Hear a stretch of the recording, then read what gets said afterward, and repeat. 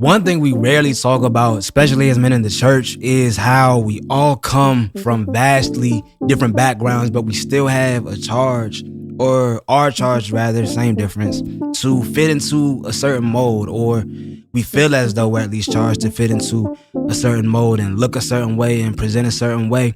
And that's not always easy to navigate. I know I've had my trials and tribulations with the journey of becoming and then also the journey of expectation, but this is what we're going to talk about today on the Large and Logic podcast. So sit tight.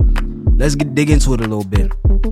So I have been over the past couple weeks in a very, very reflective state, spending time with God.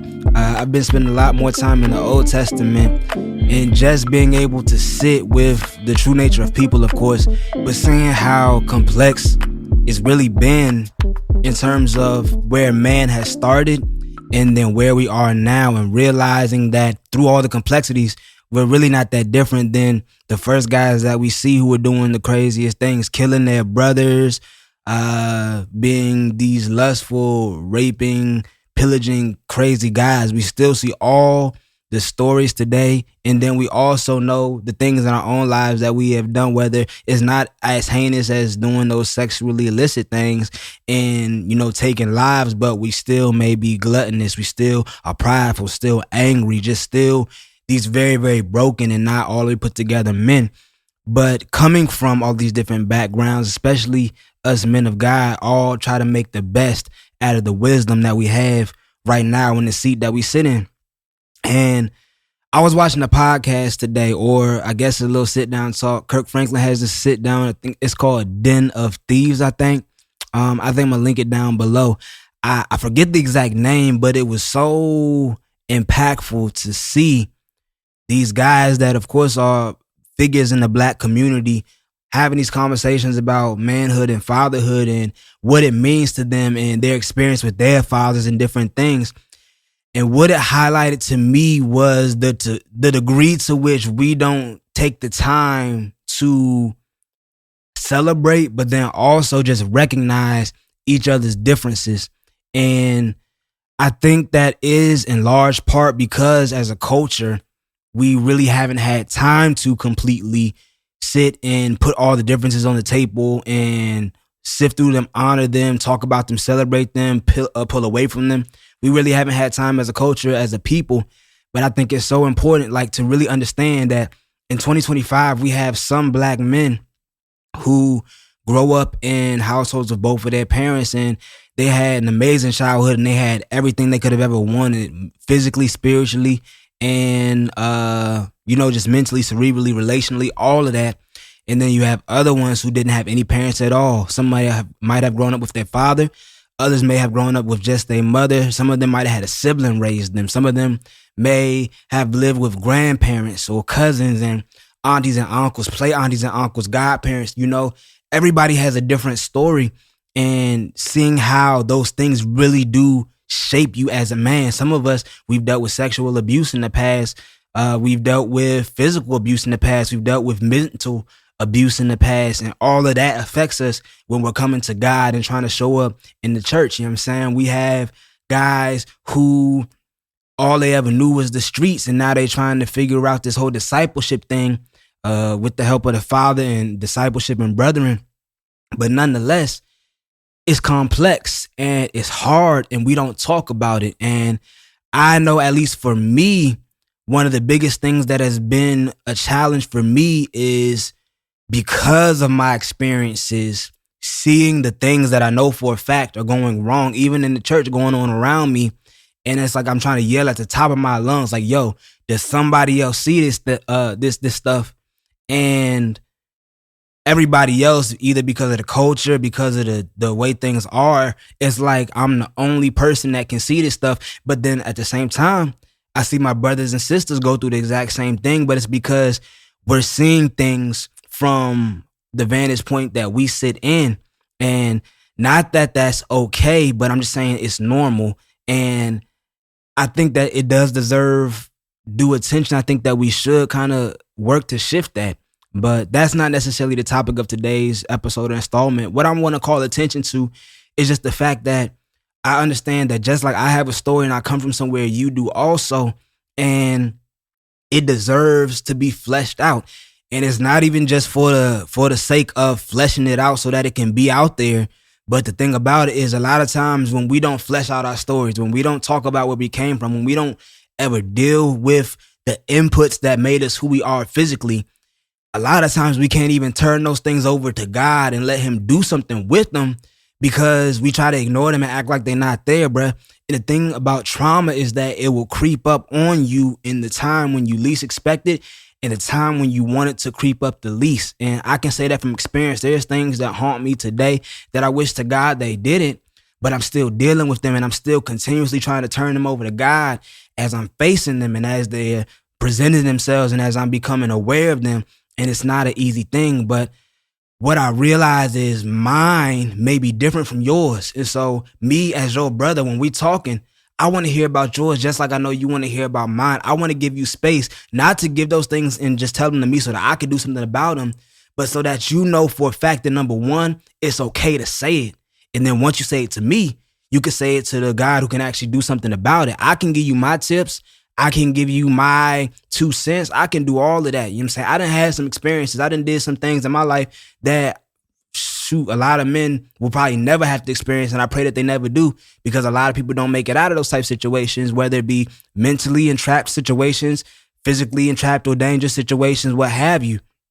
But I'm saying this to say, when we make that space for each other, it's so important, because once somebody can actually say something from their lips and then say that, scratch that, once a man can say something from his lips and he can say that to another man and that man's not judging him, that man's not looking down on him, that man is not trying to chastise him, that man, all he wants to do is support and love that man on his journey into becoming who God is creating him to be, it does something. It does something. And the reason why I think this is so important, especially for us men in the church, is because the world will show you a pseudo form of love. And a lot of times it's not even intentional. It's not even like, oh, I want to love this person the wrong way. The world has a definition of love that, of course, has come from the world. And because that definition of love has come from the world, it is a broken definition. It is kind of different than the love we're supposed to have. Rather than I'm going to love you because God loved me, it's more so a situation where I'm going to love you as long as you're the person that does the things that I need them to do to be loved. And so that's why I always say it's kind of like the same thing that a lot of guys fall into with women. You lead with your money. You lead with being tough. You lead with being the funny guy. You lead with being the emotional, what's the word I'm looking for? The emotional resource. You lead with all of these things. It's the same thing with friendships in the world. You lead with being the hard worker. You lead with being the tough guy that's not scared to fight anybody for your friends. You lead with being the dude who always has a get money scheme. You lead to being the strong friend or the rock for everybody. You lean to being just all of these different things. But then when you wake up, right? When you grow up, when you have some experiences, when you realize, hey, I'm not meant to be these things all the time. Some of these things I'm not meant to be at all. Now you have a situation where people are looking at you funny. It's harder for them to quote unquote love you with that fake love because you're no longer doing the thing that they needed you to do, being the person that they needed you to be, what have you. But when we can actually walk into these spaces as men and men of God and hear each other's stories and see what happened and say, oh yeah, that happened to me too. And this is how God has brought me through it. This is how God is bringing me through it. Because sometimes these things aren't even things that we put to bed. We still fighting with these things every single last day. But the thing about it is when we can come into that room, right? And then we can receive each other. When we can receive each other, we can hug each other. We can say, bro, it may not be easy right now, but the same way God has brought you this far, he will continue to carry you if you keep your hand in his hand. It does something. And for anybody who is on, well, this ain't a Bible class. For anybody who is on the podcast episode today, if you're tuning in, if you're listening, I want to leave you with this, because all of us, we don't have that community. I just thank God that I finally do have that community in my life. And I'm even going to shout them out. Two of my greatest supports, two of my greatest guys to this day, what's it called? Chris Bradley and Melvin Shannon II. Y'all my guys, and I love y'all to death. Shout out, and I'm gonna put this on all the socials. Who wants some? But yo, look, aside from all of that, bruh, if you do not have as my other man sent me back in the day, not too long ago, because it's not back in the day, not so long ago. If you don't have a foxhole, I want to leave you with this.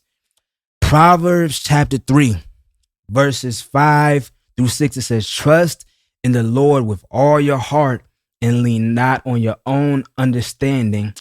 In all your ways submit to him, and he will make your path straight. I want to leave you with that because on my journey to get into where I am now, being married with a beautiful wife, a beautiful daughter, not wanting for nothing, not struggling to figure out where my next meal gonna come from and all that type of stuff, not dodging people in the street or anything crazy, feeling like I have to protect my life or whatever the situation used to be for me, right? From where I sit right now, I didn't get here just because I started making good decisions, and I don't have a clan or a brotherhood now, people who actually know me for who I actually am and support me for who I actually am because of what I did or who I became and different things like that. That's not what happened at all.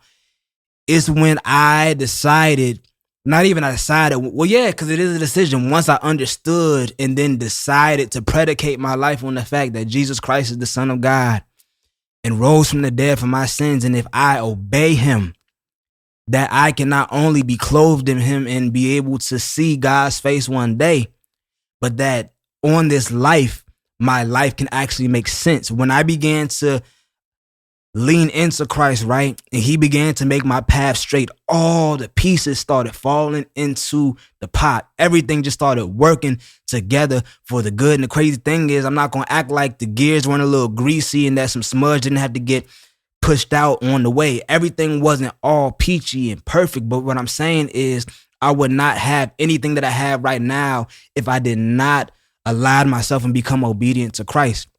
And not even saying that I'm perfect, but I'm saying on the journey, it's like as I become more perfected, as I let go of things that should not be a part of my life, he always replaces it with the people and the places and the things that fill those voids in ways that I could have never imagined. And so I'm leaving this with you because I know that you need it. It's not even a want. It's something that you need. You need a support system. You need that family. You need that community. And I promise you, you'll never have true community until you find it in Christ. But look, man, I ain't trying to tie you up. I'm not trying to talk your ear off. I just want to encourage you today and understand that I see you, whether nobody else does, and your story matters.